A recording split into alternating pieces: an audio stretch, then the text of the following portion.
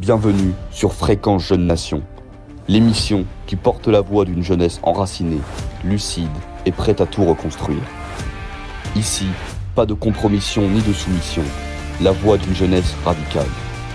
Lorsque le système tombera, nous serons là pour rebâtir sur les solides fondations de la nouvelle révolution nationale. Chaque semaine, des débats tranchants, des analyses sans filtre, des invités qui osent dire ce que d'autres taisent. Si vous en avez assez du mensonge, du renoncement, de la soumission, et que vous croyez à la force de la vérité, du courage et de l'identité, alors cette émission est la vôtre. Fréquence Jeune Nation, c'est plus qu'une radio, c'est un point de ralliement. Connectez-vous, montez le son et entrez dans la lutte. Amis nationalistes, bonjour et bienvenue dans ce nouvel épisode de Fréquence Jeune Nation, l'émission des jeunes nationalistes. Nous allons traiter aujourd'hui de plusieurs sujets d'actualité et je suis aujourd'hui avec Jacques. Tout d'abord, salut Jacques, comment tu vas ? Bonjour Hilda, très bien, donc je suis prêt pour ce nouveau numéro de cette émission. Je souhaite la bienvenue à tous nos auditeurs et à tous les autres participants, dont un nouveau qui va se présenter. Eh bien, je te redonne la parole. Oui, alors on a un nouvel invité aujourd'hui qui est Frédéric Delongpré, militant nationaliste. Bonjour Fred, je me permets de t'appeler Fred. Peux-tu te présenter aux auditeurs ? Oui, bonsoir Hilda, bonsoir à tous. Bah écoute, je suis militant nationaliste à la base, donc un militant. Et il se trouve que j'écris pas mal d'articles dans le site internet Jeune Nation. Et je pense que l'article que j'ai publié aujourd'hui va être évoqué dans cette émission. Donc ça tombe bien. Et voilà, j'ai aussi aidé à coordonner les émissions de Fréquence Jeune Nation. Donc voilà, donc je suis content d'intervenir pour la première fois sur une émission. Et ce soir, nous avons aussi Alexandre Charpentier qui était déjà passé en tant qu'invité sur les émissions. Bonsoir Alexandre. Alors, comment vas-tu ? Eh bien, bonsoir à tous les auditeurs. Je vais bien, malgré l'actualité brûlante qui ne peut laisser personne indifférent. Oui, on va justement revenir sur cette actualité, mais tout d'abord, je voudrais qu'on revienne sur le Haut Conseil qui s'est tenu à Paris les 6 et 7 septembre, soit les dimanches de dernière, samedi et dimanche dernier. Au Conseil de notre mouvement, du mouvement Les Nationalistes, je voudrais qu'on revienne sur les décisions qui ont été prises, sur aussi peut-être les constats qui ont été posés et qui ont en fait amené à cette décision. Alors Fred, je te laisse peut-être en toucher quelques mots pour commencer. Oui, effectivement, le Haut Conseil s'est tenu samedi dernier, dimanche matin. On a beaucoup discuté de la mise en place de l'installation, de la création du Front nationaliste. Parce que l'idée, en fait, c'était l'éventualité des prochaines législatives avec une éventuelle dissolution qui devrait peut-être arriver prochainement. Donc, il faut qu'on se tienne prêt. Donc, l'idée, c'est de réunir pour ces élections la plupart des mouvements nationalistes pour présenter des candidats. Donc ça serait une union comme on a dans la lignée de ce qu'on a fait pour Forteresse Europe avec Pierre-Marie Bonneau pour tête de liste. Et donc l'idée c'est de présenter le maximum de candidats pour les prochaines législatives. Alors évidemment c'est pas dans l'idée d'avoir des élus. On n'est pas devenus des parlementaristes et des fans de l'élection des élections, loin de là. C'est tout simplement comme pour Forteresse Europe. L'idée, c'est un peu comme dans les arts martiaux, d'utiliser le système contre lui et de faire connaître nos idées au maximum.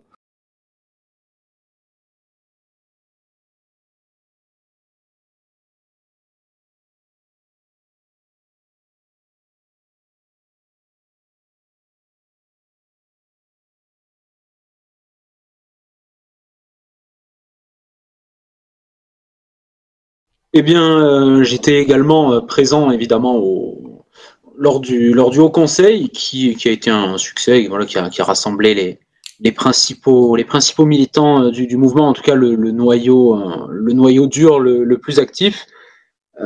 Je suis heureux des décisions qui ont pu en émaner et de la teneur générale des discussions, puisque il est évident qu'aujourd'hui, nous ne jouissons pas d'une popularité infinie et qu'il faut toujours, et c'est la politique est telle, il faut faire avec les moyens du bord, il faut s'adapter aux contingences historiques et nationales comme l'histoire nous le rappelle très bien, et donc il y a une nécessité vitale de faire alliance avec des personnes qui sont proches de nos idées, qui ont soit parfaitement nos idées, soit qui sont proches. On peut avoir certains degrés de sensibilité différents, mais nous luttons quand même pour des idéaux communs.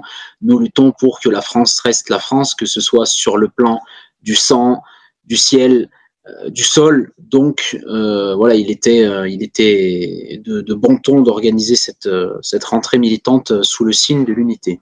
Oui, tout à fait. Et je tiens à dire aux auditeurs que s'ils souhaitent participer au Front nationaliste, ils le peuvent. Nous sommes déjà à la recherche de personnes qui voudraient se présenter sur la liste, sachant qu'il y a évidemment une contrainte assez forte qui est celle de la parité. Donc ces dames sont aussi invitées à bien vouloir présenter des noms. N'hésitez pas, notamment pour les femmes, il est possible de se présenter sous son nom de jeune fille pour pas utiliser ou sous son nom d'épouse, hein, tout dépend des situations. On fait comme on le souhaite, et c'est assez nécessaire, et ça n'aura pas forcément de grandes conséquences. Voilà. Donc n'hésitez pas aussi, chers auditeurs, à en parler autour de vous à des personnes qui seraient éventuellement intéressées. Il faut un candidat titulaire et un candidat ou une candidate suppléante. Donc en fait, il faut 2 personnes. Et mais justement, comme tu le disais, Hilda, on peut utiliser un deuxième prénom ou un nom d'usage. Ça peut être un nom d'épouse, un nom marital. Donc ça, c'est tout à fait possible.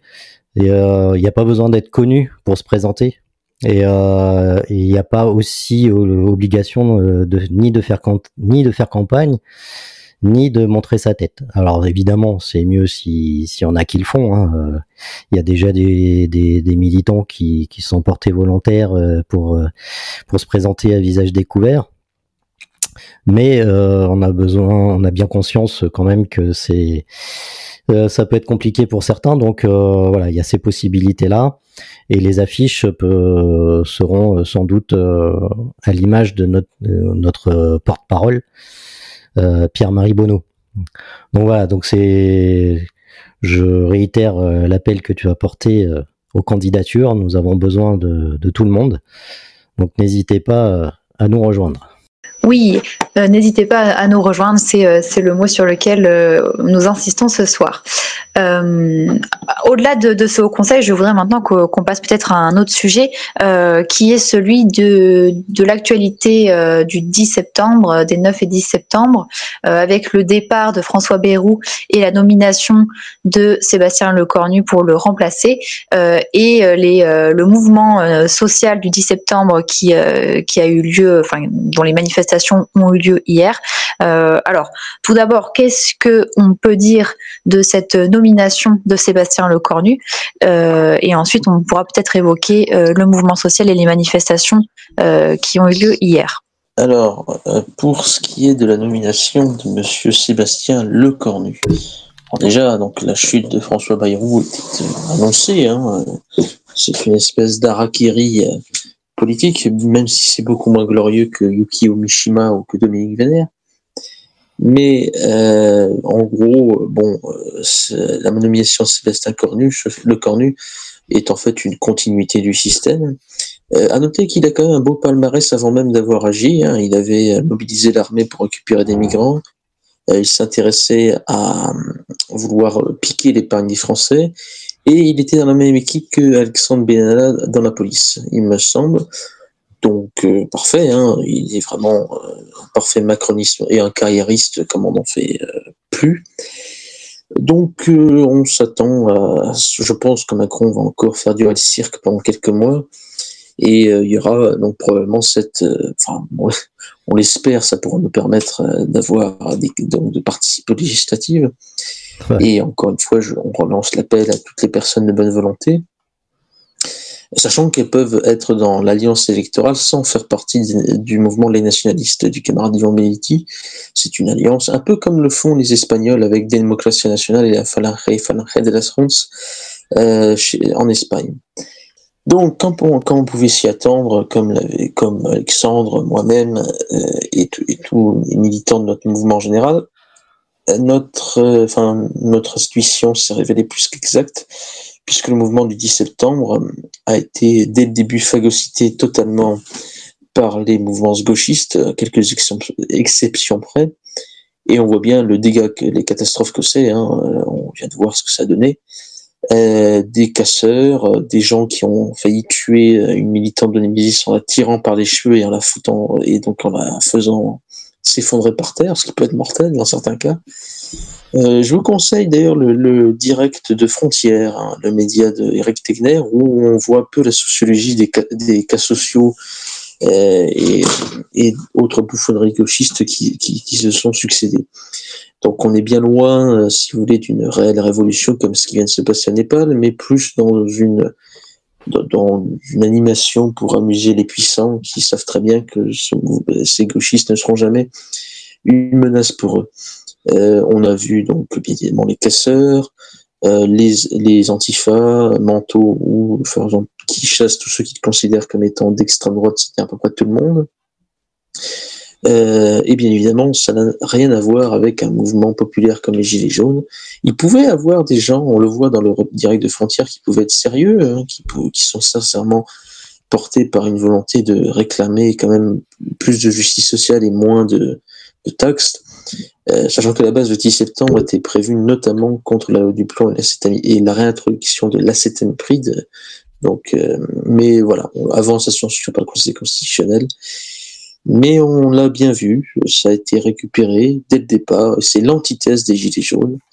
C'est des petits bourgeois en manque d'action, des antifas, et puis toutes sortes de revendications qui n'ont rien à voir, et puis tout ça dans une ambiance d'alcooliques et de drogués qui ne cherchent que la destruction. Voilà, et d'alcooliques et de drogués militants. Voilà ce que je pourrais dire sur ce mouvement. Malheureusement, il a été détruit avant même d'avoir commencé. Ouais, c'est clair, nous déjà dans le Var, il s'est quasiment rien passé. Les villes étaient d'un calme absolu. Alors il y avait quelques petits jeunes là chevelus qui bloquaient le lycée. Alors c'était assez comique. Ils étaient un petit groupe là qui bloquait l'entrée du lycée. Petite anecdote, alors banderole en fait, où ils avaient marqué bloquons tout, avec bloquons écrit BLOQONS. Donc déjà, on voit le niveau des lycéens. Ils sont même pas fichus d'écrire une banderole sans faire une faute d'orthographe. Donc c'est assez catastrophique. Donc on imagine bien que ça devait pas trop les gêner de bloquer leur lycée. Donc déjà, on voit pas vraiment bien à quoi ça sert de bloquer un lycée. Je pense pas que ça fasse frissonner Macron du haut de son Élysée. Donc il y avait quelques rassemblements annoncés, qui rassemblaient quelques dizaines de personnes. C'était assez pathétique. Évidemment, pas un drapeau français, que des cégétistes de 60-70 ans, des vieux gauchistes qui sont là à toutes les manifs. C'était vraiment ridicule. On a vu, de toute façon, ce mouvement était mort-né, puisque dès le début, il a été récupéré, complètement phagocyté par l'extrême gauche qui s'en est emparé. Mélenchon qui a annoncé qu'il soutenait le mouvement, c'était déjà mort, quoi. Donc il n'y avait pas moyen de reproduire, ne serait-ce qu'un peu l'élan que les Gilets jaunes ont porté à leur début. Où là on pouvait dire que vraiment il y avait un élan populaire où tous les Français qui étaient en colère, qui voulaient changer les choses, se retrouvaient dans la rue, brandissaient fièrement, agitaient les drapeaux français, et voilà, il y avait très peu de blocages, c'était plutôt des déblocages puisque on laissait passer les gens au péage gratuitement. Il y avait des occupations de ronds-points, donc c'était bon enfant et et ça regroupait vraiment. On avait le sentiment que ça regroupait l'ensemble des classes populaires françaises, ce qui est pas du tout le cas là. Hein, c'est clair et net. Le français de base non politisé ou politisé à droite n'est pas sorti aujourd'hui. Enfin, hier, il n'est pas sorti, il est resté chez lui, il n'a pas voulu se mélanger, et quand il a voulu se mélanger, on voit ce que ça donne, puisqu'il y a des images assez pathétiques où on voit des drapeaux, uniquement des drapeaux palestiniens. J'ai rien contre les drapeaux palestiniens, puisque nous-mêmes défendons le droit des Palestiniens de vivre en paix dans leur pays. Mais voilà, ça a été aussi récupéré par extrême gauche. Et par exemple à Montpellier, on a vu une brave dame qui brandissait son drapeau français au milieu de toute cette gauchiasserie, et qui s'est fait molester vertement et sous les cris de facho, pas de facho, etc. Et s'est fait arracher son drapeau français. Donc on voit bien l'ambiance délétère, complètement pourri que les gauchistes ont mis dans ce mouvement. Donc c'était déjà mort avant de commencer, quoi. Oui, alors moi ce que je voudrais ajouter, donc c'est dans la continuité de ce qu'a énoncé Frédéric, bien évidemment. Je me suis réjoui de voir des images de personnes se faisant arracher leur drapeau français, non pas que je sois contre le drapeau français ou favorable à la violence des antifascistes sur les honnêtes gens, mais je suis content de voir que des Français de base qui aiment leur drapeau, même s'ils ne sont pas évidemment nationalistes au fait de certaines réalités ou avec une conscience politique vraiment affirmée, eh bien, voit que la gauche est une voie de garage, voit que la gauche ne va pas les aider, ne défend pas le peuple véritable. Et d'ailleurs, on voyait certaines revendications qui étaient de l'ordre de la régularisation encore des clandestins. C'est vrai que les Africains, c'est vraiment ce qui manque à la France en 2025. Donc voilà, je suis content qu'il y ait une fracture, que ce mouvement montre une fracture et montre de plus en plus la vraie image des gauchistes, ce qu'ils sont vraiment, à savoir des forces de destruction diaboliques, puisqu'ils sont contre le catholicisme, ils sont contre tout ce qui a fait la France, ils sont contre notre langue, on le voit à travers les banderoles où ils oublient le U après le Q, si seulement il n'y avait que ça, on le voit à travers voilà, le fait qu'ils veuillent nous submerger sous des vagues immigrationnistes sans précédent et surtout sans fin. Voilà, donc je suis content que cette fracture soit de plus en plus nette, soit exacerbée. L'écueil, par contre, qu'il peut en résulter et auquel il faut faire attention, c'est que quand vous avez des personnes qui se disent « bon, les gauchistes, finalement, ont fait de l'agitation, ils ont un peu tout cassé », c'est que malheureusement, certaines personnes vont en appeler à l'État pour que ce dernier leur impose davantage de restrictions. Voilà, vous savez très bien qu'on vit dans une société malheureusement qui se dirige vers une pente davantage hygiéniste et sécuritaire. Hygiéniste, notamment, on l'a vu avec le Covid, et sécuritaire, voilà, c'est de dire, regardez, les gauchistes font de l'agitation, les gauchistes cassent, vous n'aimez pas quand les gauchistes cassent, vous n'aimez pas que les gauchistes fassent du bruit, vous n'aimez pas qu'ils puent, eh bien, nous avons la solution, c'est de mettre plus de policiers, c'est de mettre plus de caméras de vidéosurveillance, c'est de mettre plus de répression. Et ce que, malheureusement, les gens n'arrivent pas à comprendre, j'ai parfois ces discussions avec mon père qui peine à comprendre ces choses, et vous savez, c'est l'éternelle phrase qui nous dit, nous, on n'a rien à se reprocher. Pourquoi on devrait s'offusquer des caméras? Pourquoi est-ce qu'on devrait s'offusquer d'une présence policière? Eh bien, on devrait s'en offusquer puisque on a des militants qui, lorsqu'ils manifestent de manière pacifique, juste pour dire, regardez, il y a un problème migratoire, et je pense pas que ce soit un mensonge de dire qu'il y a un problème migratoire, on le voit malheureusement tous les jours, eh bien, sont interpellés. Voilà, je pense notamment, là, ce qui me vient en tête, c'est il y a eu récemment les militants de Patria Albiges qui étaient en procès.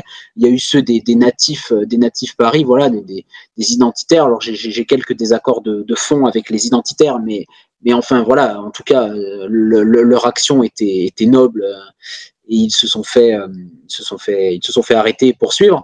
Donc voilà, ce serait un peu la réserve qu'il faudrait avoir sur le 10 septembre. Il ne faudrait pas que l'espèce de simulacre de chaos qui en réalité est un pétard mouillé, mais quand beaucoup de personnes voient qu'il y a des poubelles qui brûlent, qu'il y a de l'agitation, qu'on balance des pavés sur la flicaille, eh bien, voudrait dire il faut qu'on soit protégé, mais il faut bien comprendre que la République n'est pas là pour nous protéger. Si elle était là pour nous protéger, eh bien, il n'y aurait pas d'immigration, il y aurait toujours l'Église l'Église serait pas séparée de l'État comme c'est le cas depuis 1905. Il n'y aurait pas l'avortement, il n'y aurait pas toutes les lois scélérates, les lois Bayon concernant l'histoire, et j'en passe. Donc voilà, l'État ne vous protégera pas, il ne vous a pas protégé jusqu'à maintenant, et ça n'est pas demain la veille qu'il le fera. Donc on voit bien que on a d'un côté la gauche qui essaye d'instrumentaliser des colères légitimes du peuple, et qui, en fait, tue les mouvements dans l'œuf. Là, elle l'a tué parce qu'en fait, c'est elle qui l'a lancé, donc rien ne pouvait advenir de bon de cela. Elle l'a tué avec les gilets jaunes, en phagocytant progressivement les manifestations, en les mettant derrière les syndicats. Donc on a vu évidemment ce que ça a donné. Donc voilà, on voit bien que la seule alternative crédible à ce système, et là où la répression pointe le montre bien, c'est le nationalisme. Oui, tout à fait, tu as bien raison. Et, de toute façon, on voit bien que là, il y a plus aucun refuge pour les Français en colère, hein. Pour les Français, on a vu Bardella qui dit oui, si on est en colère, il faut l'exprimer par le vote. Donc déjà, mal barré, on a vu ce que ça donnait. Donc on peut pas compter sur le RN. La gauche, on voit bien ce que ça donne aussi. Le centre, il est mort, et c'est foutu. Donc en fait, on a un boulevard, et il n'y a plus que les nationalistes comme nous pour pouvoir porter et récupérer, si je puis dire, la colère des gens. Nous, on a une doctrine ancienne et éprouvée. Et on est là, et voilà, et donc on n'a plus qu'à récolter ça. On a fait une petite expérience aussi dans le Var. On a créé un canal Telegram parce qu'on s'est dit il y en a marre, parce on avait essayé, on était rentré sur les canaux Telegram de Indignons-nous. Alors déjà, Indignons-nous, ouais, ça fait penser à Nuit debout, là, le truc, déjà, rien que le mot indignons-nous, tu sais, genre ça fait très peur. Donc on s'est dit, on s'est fait expulser très rapidement, hein, dès les moindres remarques sur l'immigration, c'était expulsion immédiate. Donc on n'a pas survécu longtemps dans ces canaux.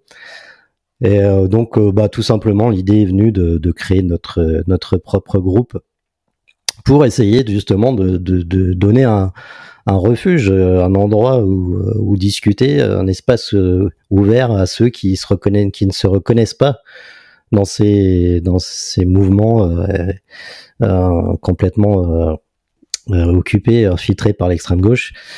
Et ça fonctionne plutôt bien, hein. Tous les jours, il y a des gens qui rejoignent, même pas forcément du Var d'ailleurs, parce que visiblement l'offre manque un petit peu, donc ça a besoin de se développer. Et pourquoi pas développer ce genre de groupe dans toutes les régions de France pour permettre aux gens qui ne se reconnaissent pas dans les mouvements actuels de se regrouper, d'échanger, de pouvoir agir sur la durée et efficacement. Oui, Frédéric, tu as bien raison. Donc, pour revenir rapidement sur ce 10 septembre, je disais tout à l'heure qu'à la base, c'était une mobilisation annoncée contre le vote de la loi du plomb.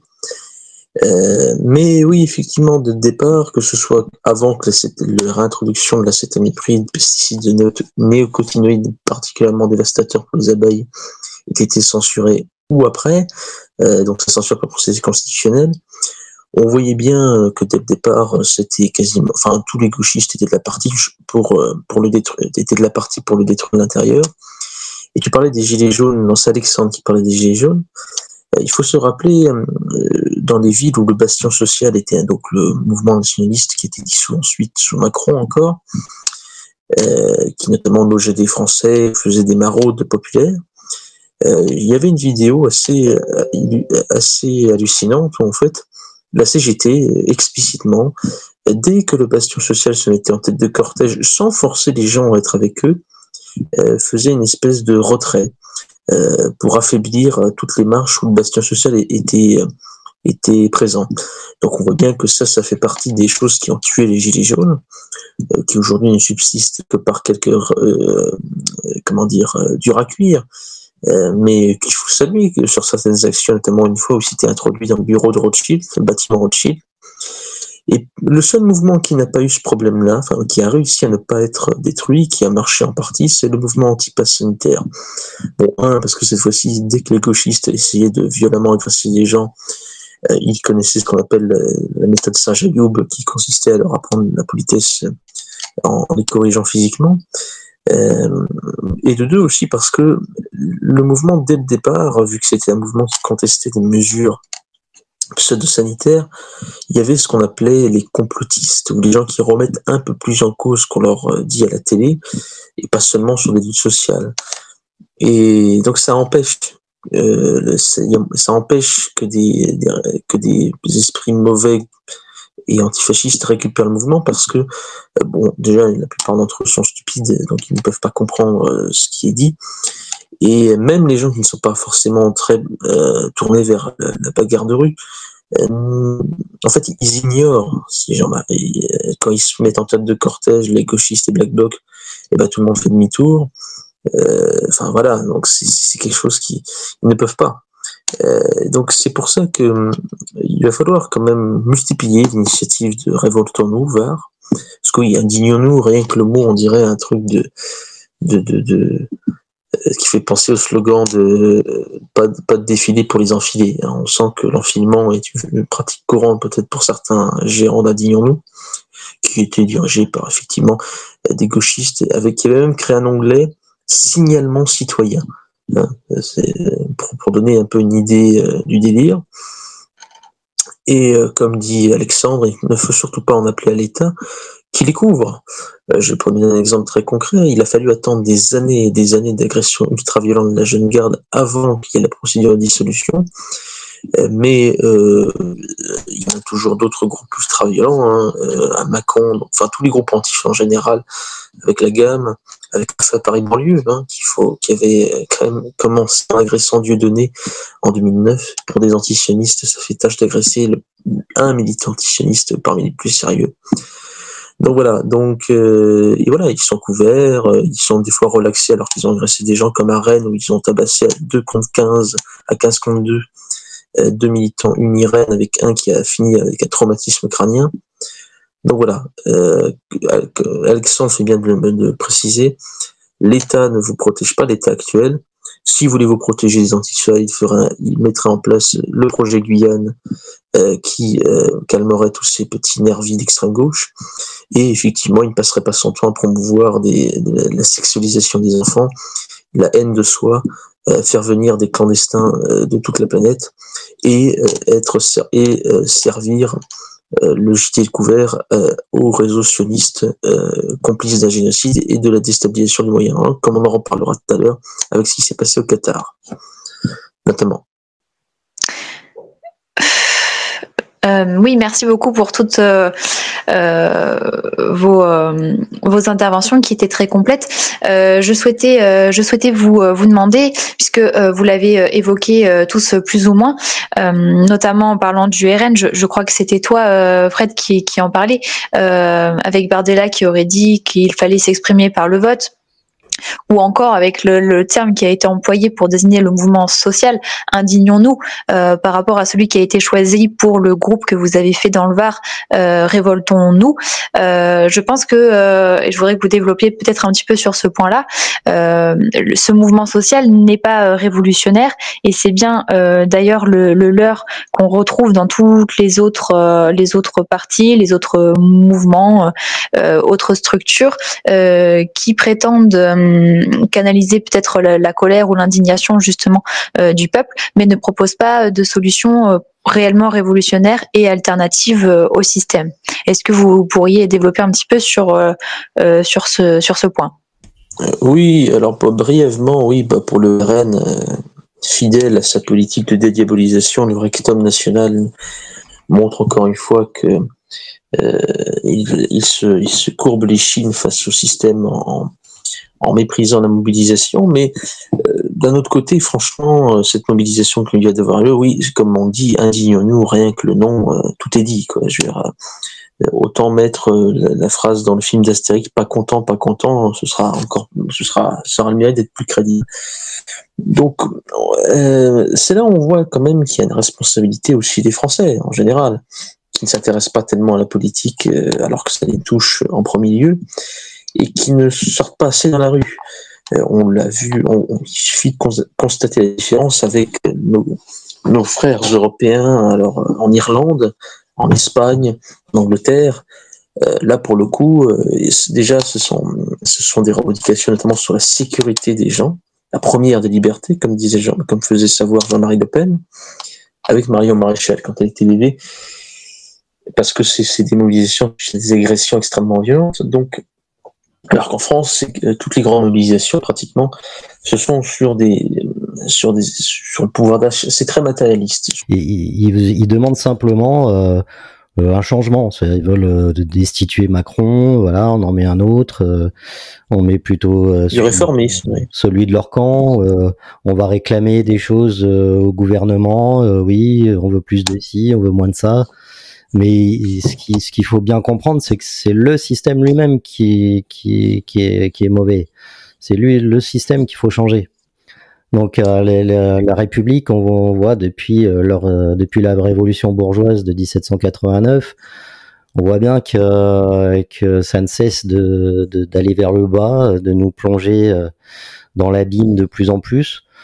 Là, c'est la 4e République est tombée faute parce qu'elle arrêtait pas de changer de gouvernement toutes les 5 minutes. Là, la 5e, qui était censée être plus stable, on s'aperçoit que finalement elle commence à faire pareil que la 4e.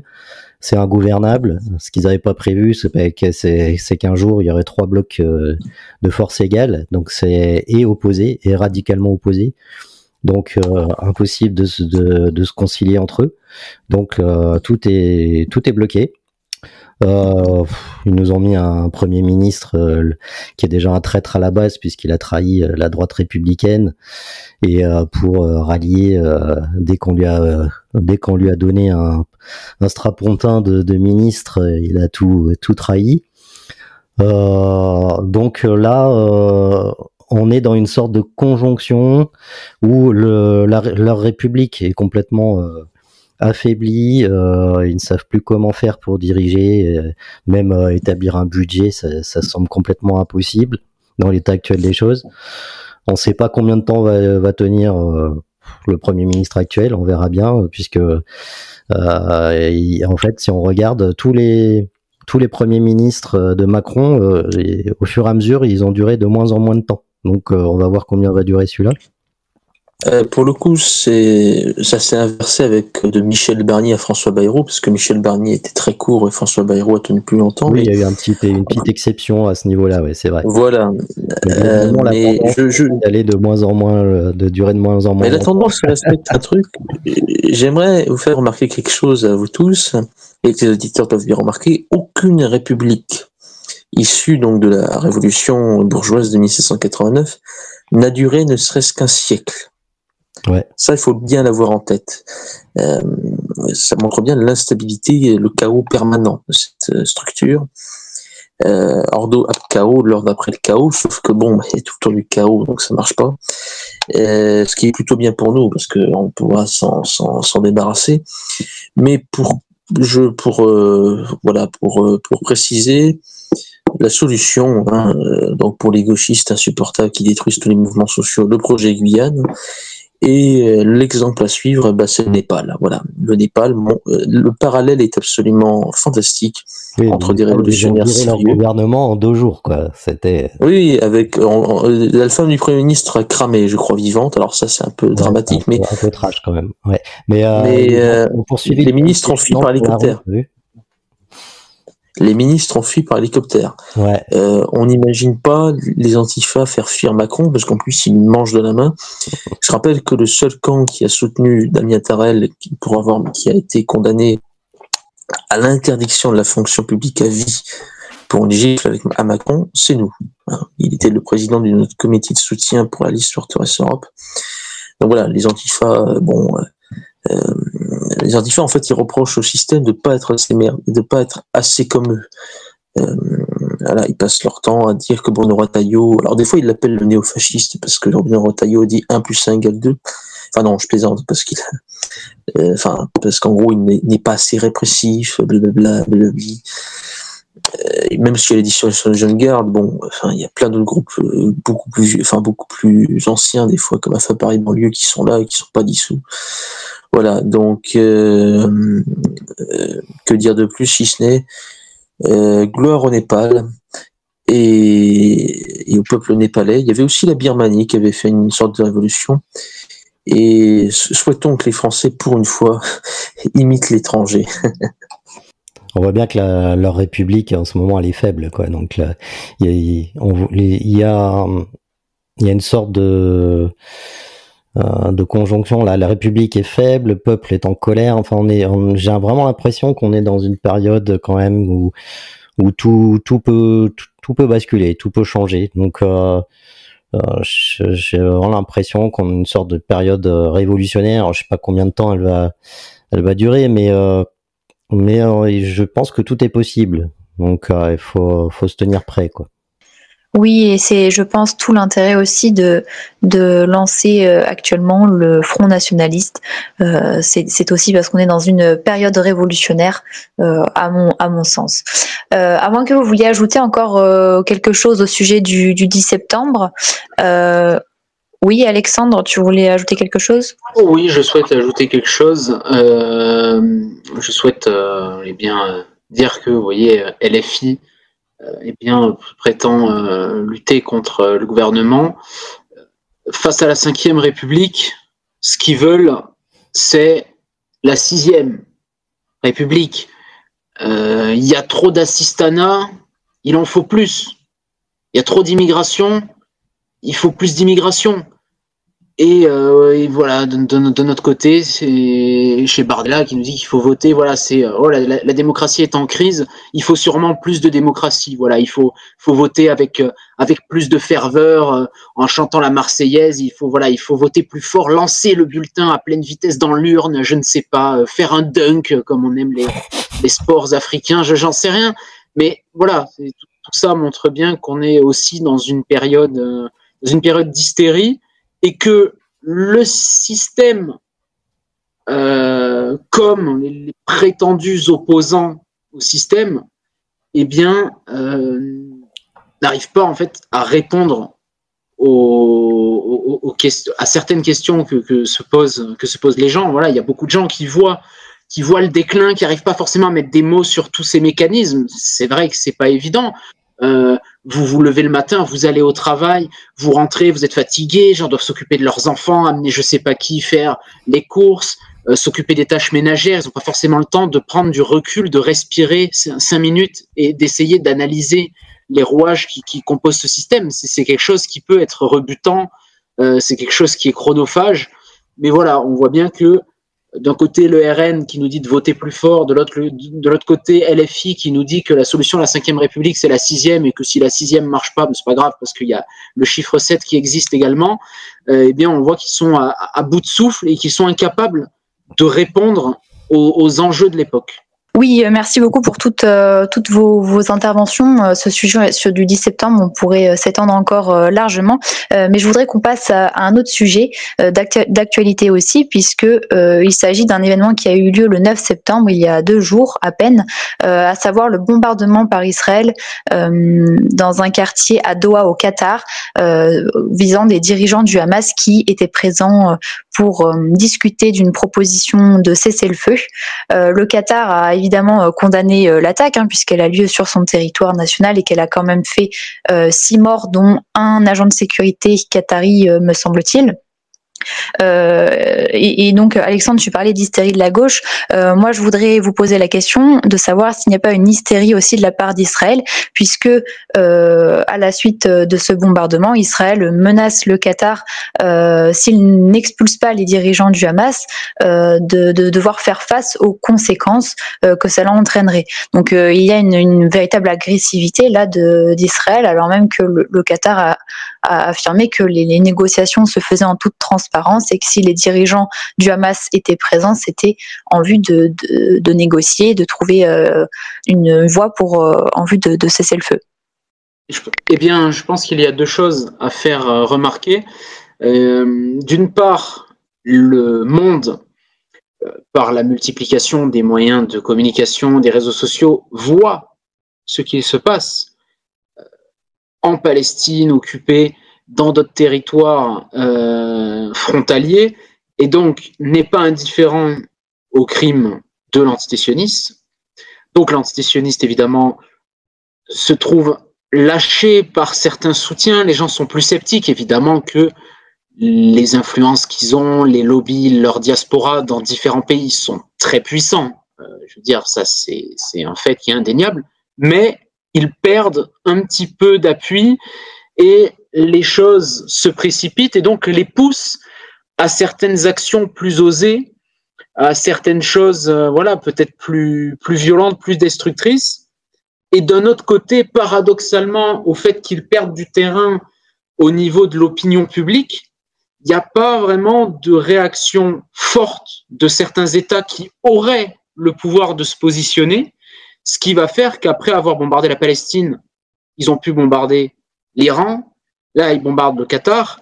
Ils ont fait des bombardements aussi en Syrie, si je ne me trompe pas, lors de l'accession au pouvoir de Jolani.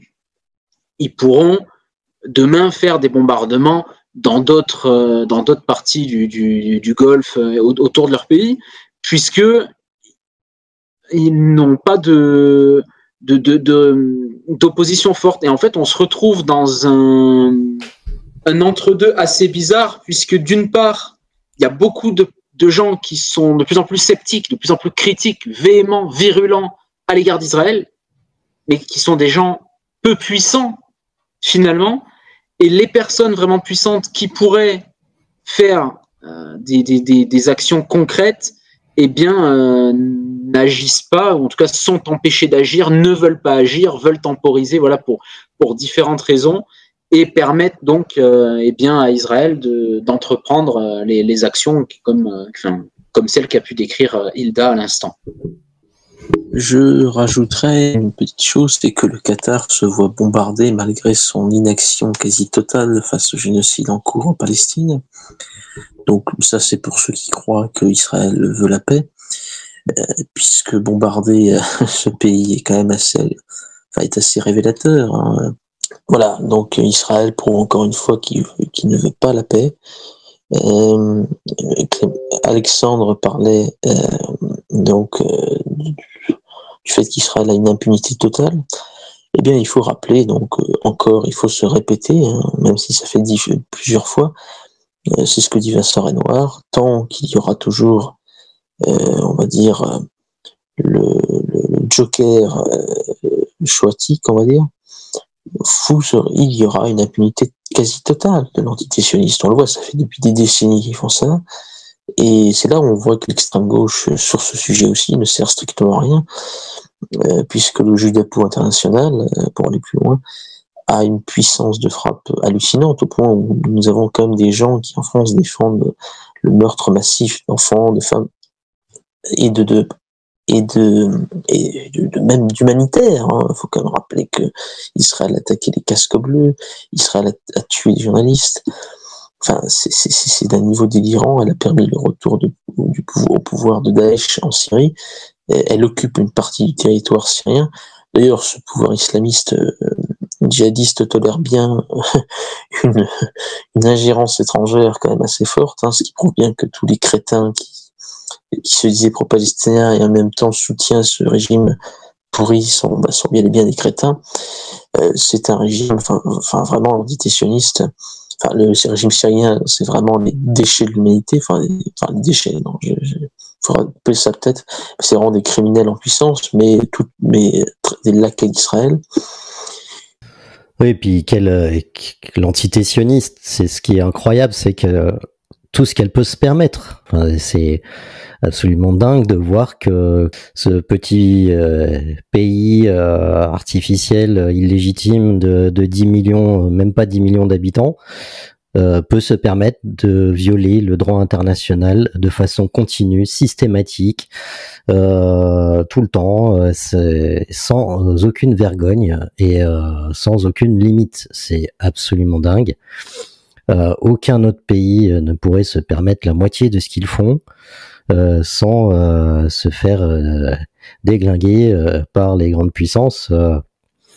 Et là, on voit bien, enfin, ils ont encore attaqué le Qatar, mais c'est absolument incroyable. Ils peuvent se permettre d'envoyer des missiles sur un pays souverain qui est sous défense américaine, sans aucune réponse réelle, concrète. C'est-à-dire, c'est juste comme d'habitude, voilà, les cris d'orfraie, oh mon Dieu, c'est pas bien, oh là là, on va porter plainte contre Netanyahou. Ouais, bon, il est déjà poursuivi par la Cour pénale internationale, on voit bien ce que ça donne. Alors c'est le ministre des Affaires étrangères du Qatar qui veut porter plainte contre Netanyahou. Alors je suis sûr qu'il est mort de trouille à mon avis. Alors il faudra vraiment que ça cesse. Je pense que ça dépasse largement le cadre shoatique. Je pense qu'on a dépassé ça. On n'en est même plus là. Je pense de toute manière, ils ont une impunité absolument totale et absolue. Et il faudra vraiment que ça change un jour parce qu'ils sont un danger. À mon avis, je pense qu'ils sont le pire danger pour la paix mondiale de nos jours et déjà depuis longtemps et encore malheureusement pour longtemps. Donc j'espère le moins longtemps possible.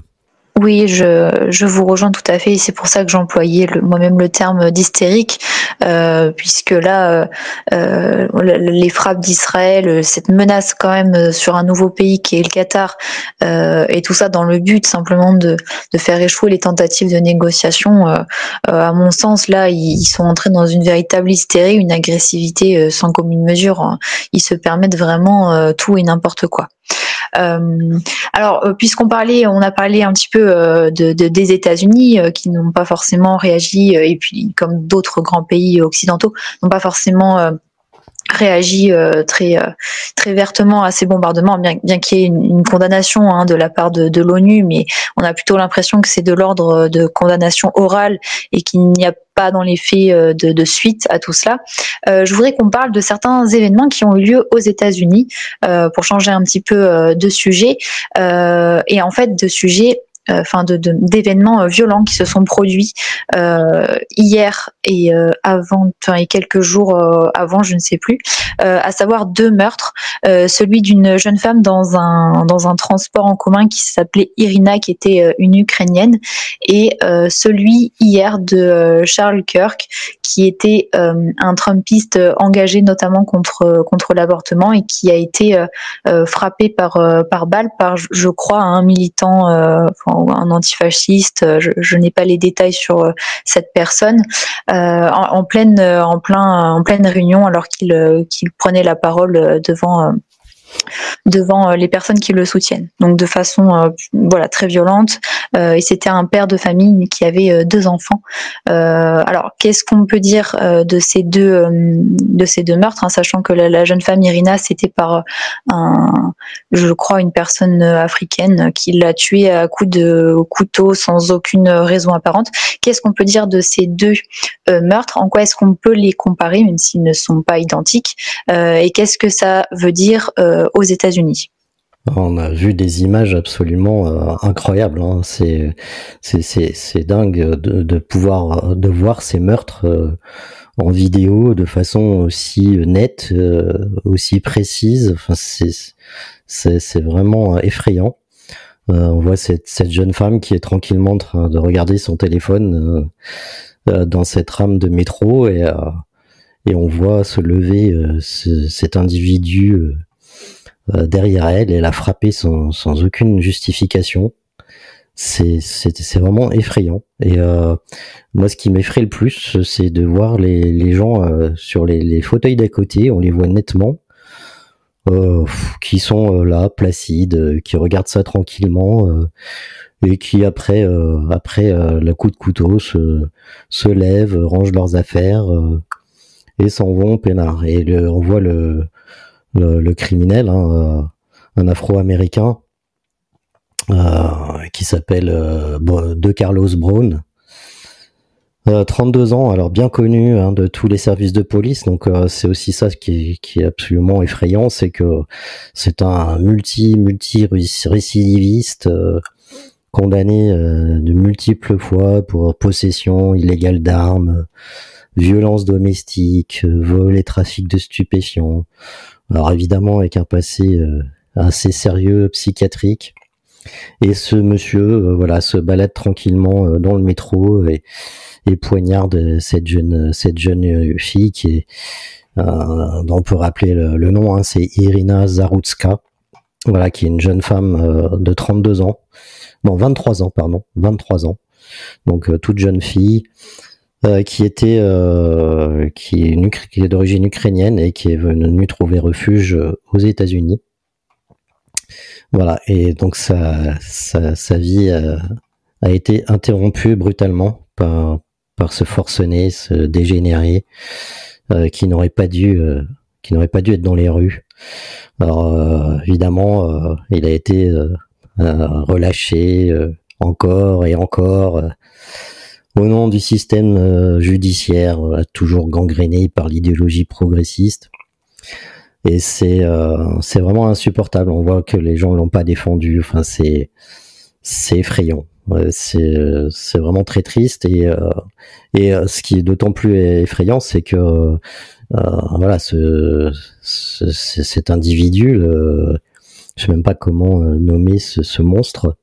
Voilà, il s'en est pris à la jeune femme blanche qui était devant lui, pas aux femmes, aux Afro-américaines qui étaient sur sa droite, sur les fauteuils d'à côté. Et il s'en est pris uniquement à elle et pour des motifs raciaux. Donc on est vraiment là dans le crime racial. Et donc voilà, c'est absolument scandaleux et c'est de plus en plus le cas, puisqu'on relativise toujours le racisme anti-blanc. Non, ça n'existe pas. Mais bon, il suffit de se balader dans quelques villes de France pour s'apercevoir que ça existe et que ça devient de plus en plus dangereux. Oui, et d'ailleurs, je voudrais faire une précision concernant ce meurtre. Donc le noir qui l'a commis a dit juste après I got the white girl, ce qui veut dire j'ai eu la fille blanche, la femme blanche. Donc ce qui montre bien que le motif racial est sans équivoque. Je veux dire, il le dit lui-même juste après avoir fait ça. Et ce qu'on peut constater, moi ce que je constate, c'est pas véritablement la brutalité de cette personne, c'est l'indifférence qu'il y a autour qui me marque davantage, puisque nous savons, évidemment, on se dit, les gens nous disent à chaque fois, c'est des sauvages. Regardez, il y a des sauvages, c'est comme ça, mais vous vous rendez compte, si on importe des millions de personnes, dans le lot, il y aura forcément des détraqués. Alors, je ne vais pas nier les phénomènes inhérents aux probabilités, seulement, il faut bien comprendre qu'il y a dans la masse migratoire des personnes comme ce noir qui passent à l'acte, qui sont des gens véritablement en première ligne de la conquête, de la peur, de la propagation de la mort. Ils en sont vraiment des personnalités actives. Et sur le côté, vous avez des gens qui peut-être ne poignarderont jamais personne, peut-être ne violeront jamais personne, mais ne vont pas s'en émouvoir. Ils ont une solidarité envers leurs congénères qui a montré, en fait, où ils montrent justement une certaine froideur, une certaine indifférence. Vous avez la jeune femme, on la voit, elle vient d'être poignardée, et comme elle est sous le choc, elle commence à comprendre qu'elle va mourir, et elle a un état de sidération pendant une dizaine de secondes où elle est parfaitement consciente, et où elle sait qu'elle va mourir, et où elle reste figée à regarder la rame de métro qui en fait sera sa dernière demeure terrestre. Et à côté de ça, les gens qui sont également des noirs ne font rien, ils ne bougent pas. Et moi, je me souviens, je fais un parallèle, on pourrait faire le parallèle avec George Floyd, mais je fais le parallèle avec ce qui s'est passé avec Naël ici. J'ai étudié dans une école d'ingénieur, j'étais avec des Arabes, il y avait certains Arabes qui s'exprimaient très bien, qui étaient extrêmement brillants dans tout ce qui touchait à la physique, à la résolution de problèmes complexes. Quand on parlait de Naël, eh bien, ils le défendaient bec et ongle. Ils le défendaient bec et ongle. Donc, qu'il soit bien intégré, qu'il soit mal intégré, qu'il soit intelligent, qu'il soit flanqué de capacités cognitives problématiques, le résultat est le même. Il y a des gens qui tuent et ensuite il y a des gens qui justifient, qui trouvent des excuses, et quand ce sont les leurs qui meurent, on accable les Blancs, la France, les catholiques, le racisme, on ne sait quoi, avec une férocité inouïe. Et je voudrais maintenant aussi rebasculer sur le meurtre, l'assassinat de ce militant Charlie Kirk. Charlie Kirk, je n'avais plus son nom de famille, je ne voulais pas l'écorcher, paix à son âme. Eh bien, on a la gauche qui également, de la même manière qu'on a parlé des immigrés qui sont actifs pour tuer et passifs pour soutenir, eh bien, nous avions d'un côté là la gauche qui n'a rien dit à propos d'Irina. Bon, c'est comme ça arrive, c'est les lois des probabilités. Donc, d'un côté passif comme ça, et d'un côté actif qui va tuer un militant qui se rendait dans des universités et qui était notamment très véhément contre l'avortement. C'est très très courageux à lui. Voilà, surtout quand on connaît le contexte évidemment de violence par arme que connaît les États-Unis, qui est incomparable à la France. En France, il y a relativement peu de choses comme ça, même s'il peut y en avoir, ça reste assez localisé par rapport à ce qu'il y a aux États-Unis. Et bien là, on a une gauche qui vient tuer, qui vient faire ça de manière active, et on a vu sur les réseaux sociaux et même dans des interviews qui ont été faites dans la rue par des influenceurs, ou je ne sais comment les nommer, de personnes d'extrême gauche qui se réjouissaient, qui disaient oui, mais en fait c'est quelqu'un qui appelait à la haine, donc voilà, c'est normal qu'il soit tué. Donc voilà, je voulais bien dire que la gauche est une idéologie, le gauchisme est une idéologie mortifère. Ce sont des gens qui sont pour notre mort, qui rêvent de nous voir morts. On l'a vu, là, ils ont tué un militant, ils ont essayé d'assassiner Trump, etc. Voilà, je suis évidemment pas un partisan fervent de Trump, mais la question n'est pas là. Est-ce qu'on les soutient à 100%? Est-ce qu'on a des réserves? Est-ce qu'ils n'ont pas fait une compromission avec tel ou tel lobby? Le sujet est qu'ils dérangent la gauche et qu'ils sont tués. La gauche est une pulsion de mort de manière active, de manière passive et de manière totale. Et c'est bien pour ça que la conséquence logique de ces idéologies est d'importer d'autres populations qui font la même chose qu'elles, à savoir tuer, à savoir nuire. Et on le voit bien aujourd'hui. En France, c'est exactement la même chose. Ils rêvent de voir certaines personnalités de premier plan dans la tombe, et ils révèlent ce qu'ils sont. Ils sont pour l'avortement, c'est-à-dire la mort avant même la vie. ils sont pour l'euthanasie, qui est le fait de liquider les vieux, voilà, ces vieux improductifs, voilà, allez, on va faire comme les plus doux rêves des capitalistes forcenés, on va aussi les liquider, de toute façon ils ne rapportent absolument aucun argent, ils nous coûtent un pognon de dingue, voilà, pour des gens qui s'opposent au capitalisme, je trouve quand même que c'est assez matérialiste. D'ailleurs, vous remarquerez que les manifestations de la gauche, c'est toujours les retraites, l'augmentation du prix de machin, l'augmentation de machin. Les seules causes pour lesquelles ils se mobilisent qui concernent les peuples, ce sont pour des peuples étrangers. Il peut y avoir des revendications légitimes, mais c'est toujours pour des peuples étrangers, jamais pour le nôtre. Charité bien ordonnée commence par soi-même. Donc voilà, c'était juste pour dire ça. Et donc, il y a la mort avant même la vie avec l'avortement, la mort après la vie, enfin, en fin de vie, pardon, à travers l'euthanasie, et quand les gens vivent, quand les gens, comme Charlie Kirk veulent faire des enfants, il avait une femme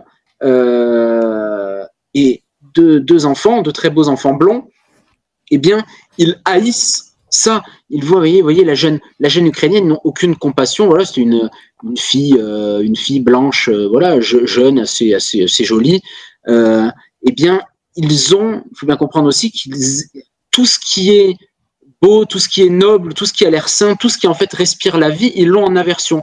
Et c'est ce que dit très justement, je ne sais plus dans quel ouvrage, mais Ernst Junger.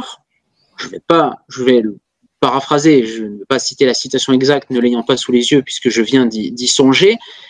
Il dit que l'aversion que les cœurs abjects nourrissent à l'endroit de la beauté est sans commune mesure. Ces gens-là, il faut bien comprendre, parce que nous sommes des gens relativement normaux. Bon, nous avons tous nos extravagances et nos faiblesses, mais nous sommes des gens assez normaux. Quand nous voyons une famille nombreuse française qui est heureuse, par exemple, lorsque nous allons à la messe, eh bien, nous sommes heureux, ou en tout cas, voilà, nous ne faisons rien de particulier. Ces gens-là ont la haine. Ces gens-là ont la haine. Je ne sais pas si vous avez déjà eu l'occasion de débattre avec des gauchistes, d'avoir des échanges plus ou moins animés. Moi, ça a été mon cas à moult reprises. Et lorsque ça n'en venait pas aux mains, eh bien, vous voyez bien à travers leurs yeux sortent de leur orbite, leur visage se déforme. Ces gens-là sont animés par la haine. Et si vous avez des enfants, si vous êtes heureux, si vous êtes fier d'être catholique, si vous êtes fier d'être blanc, si vous êtes fier d'être un homme, si vous êtes fier, voilà, pour une femme qui est au foyer, qui élève ses enfants dignement, eh bien, ces gens-là veulent, au mieux de leur point de vue, vous tuer, au pire, vous rendre la vie absolument impossible. Ce sont des pulsions de mort. Je veux juste rajouter une petite chose, oui, pour Charlie Kirk. Imaginez ne serait-ce qu'un seul instant l'inverse. Qu'un influenceur d'extrême gauche soit abattu de la sorte et que des gens de notre bord se réjouissent de sa mort. Je pense que je ne m'avance pas pour vous dire que vous terminerez en prison ou en garde à vue très rapidement. Et petite anecdote amusante, l'un des gens qui se réjouit de la mort de Charlie Kirk est un certain Reggie Gorilla, donc un youtubeur gauchiste avec une tête à claque pas possible. Ce même Reggie Gorilla s'est fait menacer de mort par des musulmans après une blague sur l'islam. Visiblement, il préfère des gens qui lui trancheront la tête à quelqu'un qui n'est pas d'accord avec lui. Voilà, c'était en passant, toujours intéressant à remarquer. Oui, merci beaucoup pour vos retours sur ces meurtres qui ont eu lieu aux États-Unis. Pour me faire peut-être un peu l'avocat du diable et vous déstabiliser un petit peu, puisque Alexandre, tu disais que effectivement nous ne partageons pas toutes les positions des Trumpistes, mais pour revenir sur Charlie Kirk, dont bien sûr je déplore le meurtre, bien évidemment. Hein, j'ai entendu que une ville d'Israël, Netanya, enfin le maire de cette ville, a annoncé qu'il y aurait une place en hommage à Charlie Kirk, puisqu'ils estimaient que c'était un très grand ami d'Israël, puisqu'il était assez, enfin, je n'ai pas tout le détail moi-même, hein, mais apparemment il soutenait plutôt la cause d'Israël, et donc ils ont annoncé que voilà, ils étaient très tristes de ce meurtre et qu'ils allaient ériger une place en hommage et en souvenir de Charlie Kirk. Alors, moi, la question que je voudrais vous poser, c'est finalement, est-ce qu'il n'y a pas aussi une instrumentalisation de la part de certaines communautés de ce personnage qui alors je ne sais pas non plus, est-ce que vous avez quelques éléments, parce que j'ai entendu parler de ça, mais je n'ai aucun élément à ce sujet. On m'a dit qu'il avait pris récemment des positions plus critiques à l'égard d'Israël. Moi, je n'ai pas eu l'occasion, là, le temps d'approfondir le sujet. Je ne sais pas si l'un d'entre vous a eu cette occasion, parce qu'à ce moment-là, on pourrait peut-être dénoncer ou avoir un point de vue critique sur les prises de position du maire de Netanya. Eh bien, ce que vous dites, Hilda, est très juste. Justement, récemment, Charlie Kirk avait pris des positions bien plus nuancées quant au lobby sioniste et avait dénoncé plus ou moins l'influence que ce dernier pouvait avoir sur la politique américaine, ce qui avait évidemment déplu au lobby en question, comme on peut s'en douter. Voilà, donc j'ai vu des théories passer comme quoi, eh bien, ça pourrait être des Israéliens qui auraient voulu le liquider parce qu'il allait commencer à devenir problématique, puisque quand vous êtes de droite sur pas mal de sujets et qu'en plus après vous basculez de manière, que vous basculez dans une rhétorique anti-israélienne, eh bien vous devenez un danger pour le système. Je n'en sais rien. Voilà, je ne vais pas vous dire que c'est telle ou telle personne qui l'a tué. Je déteste aboyer avec les loups. En tout cas, enfin hurler avec les loups plutôt. Mais en tout cas, ce qui est certain, c'est que et c'est ça qui, à mon avis, était fondamental à remarquer, plus que dans quel degré de compromission il serait avec l'antisioniste, quelles sont ses pensées profondes. Voilà, on peut très bien dire quelque chose pour essayer les amadouer pour avoir une meilleure plateforme, enfin une meilleure tribune, mais ensuite montrer notre désamour à leur endroit. On ne sait pas exactement quelle était sa stratégie, s'il en avait une. Voilà, on va pas spéculer là-dessus, mais toujours est-il que ce que j'ai dit demeure vrai, à savoir que la gauche est une pulsion de mort et se réjouit de sa mort, en appelle d'autres, encourage ce genre de choses, et ce qui montre bien que quand bien même il aurait soutenu Israël à un moment de son parcours politique, eh bien, voilà, vous n'avez pas besoin d'être un militant intégral au point sur tous les sujets qui font trembler le régime pour être un opposant à abattre.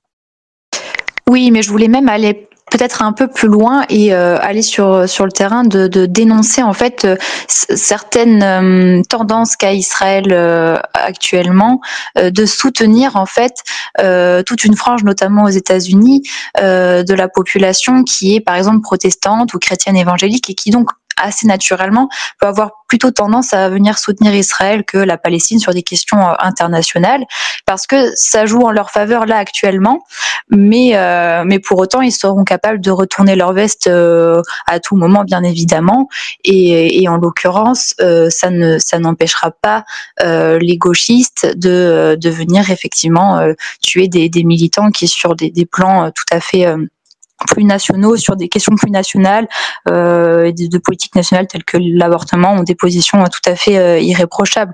Donc parce qu'on a eu plusieurs événements ces derniers mois, même en France, où on a une sensation que voilà, faire des publicités comme on avait vu avec aux États-Unis, je ne sais plus comment s'appelle la mannequin pour les jeans là, j'ai perdu complètement le nom.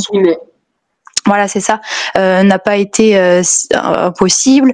Il y a quelque chose qui se passe aux États-Unis où Israël ne condamne pas presque un certain racisme blanc, apporte son soutien à des personnalités qui, dans un autre contexte international, ne seraient pas soutenues à mon avis. Mais voilà, je ne sais pas quel est votre avis sur ça.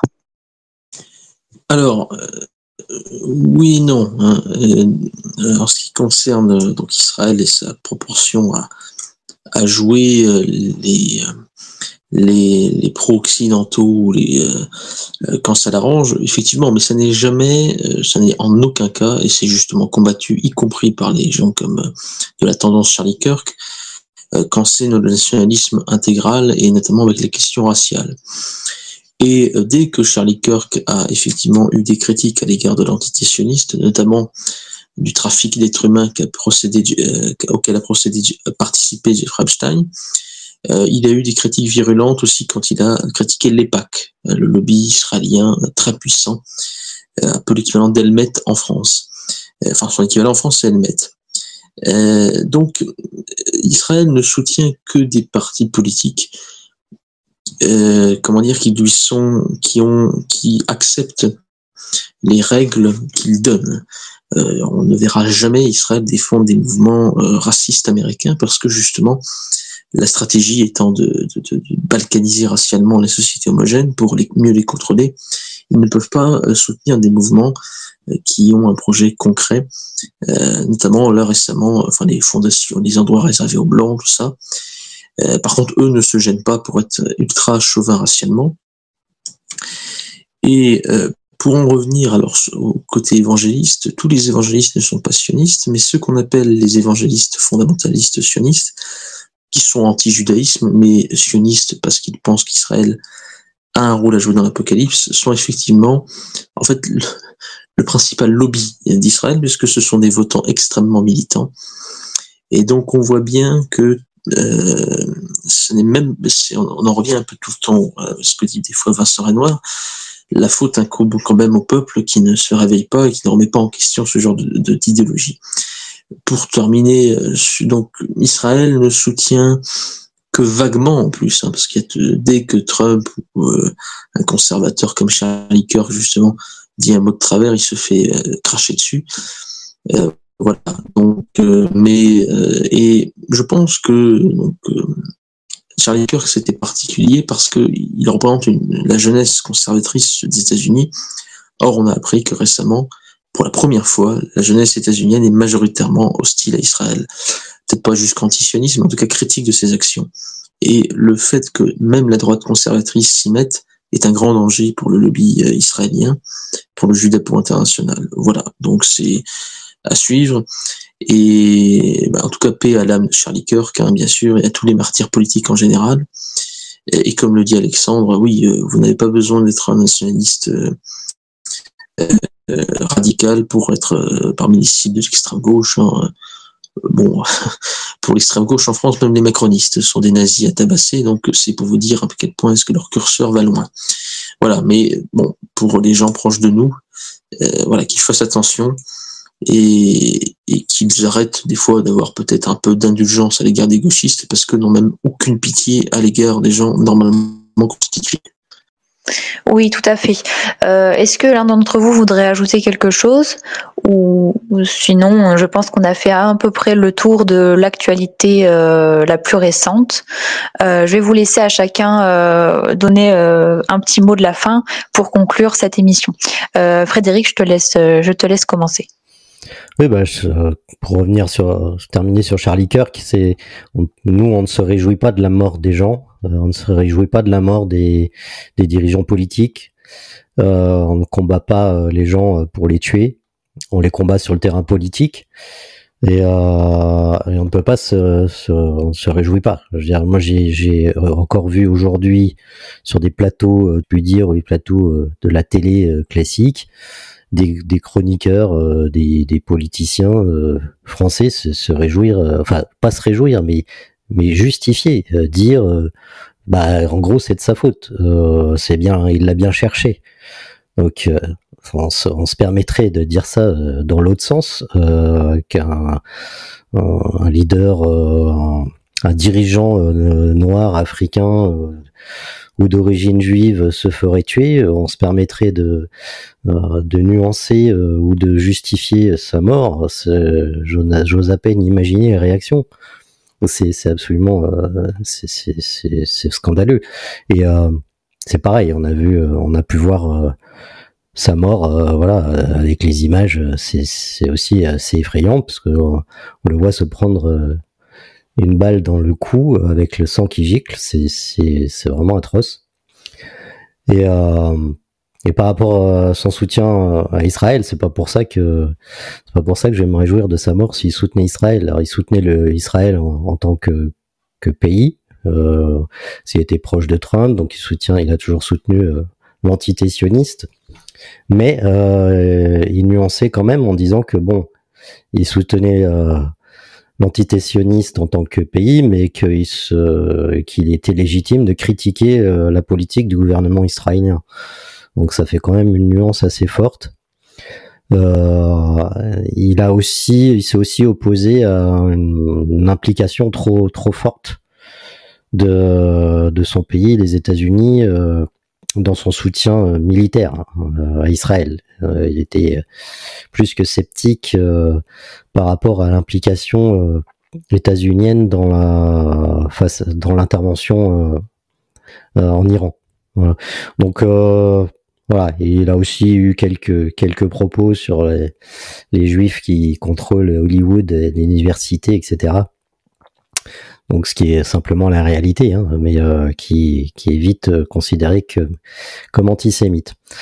Voilà, donc voilà, donc deux événements dramatiques aux États-Unis, et on a intérêt à réagir en Europe parce que on est sur cette lancée, et il est vraiment temps de changer de système et de se rebeller, et engagez-vous de s'engager dans les mouvements comme les nationalistes pour vraiment arriver à mettre à bas leur république. Merci beaucoup, Fred. Oui, tu as tout à fait raison, et je te rejoins. Et comme l'avait très bien dit Alexandre, la question sur le meurtre de Charlie Kirk ne porte pas en soi, bien sûr, sur ses prises de position pour ou contre Israël. Hein. C'est pas la question, comme il l'a très bien dit. Mais comme je l'ai dit, je me faisais un peu l'avocat du diable, puisque on peut imaginer que certains auditeurs se posent peut-être la question. Voilà, donc c'était important, je pense, de revenir malgré tout sur cette question. Alexandre, tu veux peut-être faire ton mot de la fin? Je te laisse la parole. Oui, merci de me donner la parole. Alors, je vais faire un mot de la fin qui va reprendre ce que j'ai dit concernant le gauchisme, à savoir que c'est une pulsion de mort, et revenir sur le Haut Conseil également, puisque à la fin de la journée du Haut Conseil, eh bien, nous sommes allés fleurir la tombe de Pierre Sidos. Et donc, nous étions une petite vingtaine. Donc moi, je m'occupais avec d'autres personnes de la sécurité. Et il y a un petit caporal zélé de la mairie de Paris qui est venu avec sa petite voiturette dans le cimetière à notre rencontre, et qui nous a demandé ce qu'on faisait. On dit, bon, bah, vous voyez bien, on est dans un cimetière. On sécurise un hommage, tout simplement. Et voilà, il commence à s'emporter un petit peu, puisque bon, quand les gens ont tort, ils gueulent assez vite. Et donc il nous dit, voilà, vous auriez dû prévenir, c'est pas possible, il y a déjà eu des problèmes, etc. Je lui dis, bon, ce à quoi je lui rétorque, vous voyez bien qu'il y a des femmes, il y a des personnes âgées, les gens sont en costume, vous voyez bien que nous ne sommes pas là pour faire du trouble. Sinon, il y a belle lurette que nous l'aurions déjà fait. Jouissant en plus d'une grande supériorité numérique par rapport aux employés du cimetière, bref. Eux, ils nous disent, voilà, non, ça remontera très haut, machin, bref. Les jérémiades habituelles de ces personnes, mais c'est pour vous dire, voilà, justement, on parlait du non-respect qu'ont ces gens-là pour la mort. Eh bien, vous voyez que même des gens qui sont censés encadrer un cimetière, normalement, si vous travaillez dans un cimetière, c'est qu'a priori, vous respectez les morts, enfin, j'ose le croire. Eh bien, même là, on aimerait vous empêcher de fleurir une tombe, on aimerait vous empêcher de faire une prière, on aimerait vous empêcher de faire un chant avec vos camarades, ce qu'aurait très certainement aimé voir Pierre Sidos. Voilà, on vient vous traquer, enfin essayer de vous traquer. On l'a renvoyé dans ses 22 mètres, comme on dit, voilà, gentiment. C'est pas quelqu'un qui nous intimide, surtout avec sa jactance pitoyable. Les gauchistes vont être indifférents sur le fait que quelqu'un va donner l'avortement. C'est-à-dire que pour eux, c'est bien, bon, on a donné l'avortement, on donne l'avortement comme on rentre chez soi, comme on fait une séance de sport, si tant est qu'ils fassent du sport pour certains, voilà, comme on fait une activité banale. Pareil pour l'euthanasie. Et par contre, pour m'être déjà battu à plusieurs reprises dans la rue, notamment contre des militants d'extrême gauche, eh bien, vous avez toujours des gens qui viennent geindre, crier, hurler comme si c'était, voilà, comme si on leur arrachait le cœur eux-mêmes. Donc on a bien cette dualité entre la mort qui est banale, qui, voilà, ça fait plus rien de donner la mort, il faut la donner, c'est une bonne chose, la mort est devenue un droit dans cette société, on est une société du droit et pas une société du devoir, la mort est un droit, il faut pouvoir la donner. Eh bien, lorsque vous corrigez physiquement quelqu'un, que vous lui mettez une tarte, eh bien là, on a l'impression qu'ils sont vraiment face à la mort, c'est leur monde qui s'écroule, la violence existe, et voilà, et elle vient de l'extrême droite, donc c'est la pire horreur qui soit. Voilà, je voulais parler de cette disparité et de la psychologie qui anime ces individus détestables. Merci beaucoup Alexandre pour ton mot très engagé et très virulent comme d'habitude. Jacques, je vais te laisser conclure l'émission. À toi. Bien, merci Hilda. Donc je conclurai rapidement en disant engagez-vous, ne laissez pas la dégénérescence vous désespérer, enfin vous faire perdre espoir. Et voilà. Comme disait Cornelius Zelia Coderano, agissez, ne parlez pas, quelque chose comme ça, je crois. Voilà. Donc, face à tous ces problèmes-là, l'engagement militant est le meilleur moyen pour retrouver l'espérance. Haut les cœurs, qui vit France. Merci à tous. Merci beaucoup Jacques. Et nous allons donc mettre un terme à cette émission. Je remercie tous les participants ainsi que les auditeurs pour leur écoute et leur soutien. N'hésitez pas, chers auditeurs, à vous abonner à notre chaîne YouTube. Nous sommes aussi présents sur Telegram. Nous avons une chaîne à laquelle vous pouvez vous abonner. Nous avons aussi un groupe de discussion où vous pouvez poser vos questions si vous le souhaitez. Nous pouvons ensuite y répondre au cours des émissions. Sur ce, les amis, je vous dis à très vite pour une prochaine émission sur Fréquence Jeunes Nation.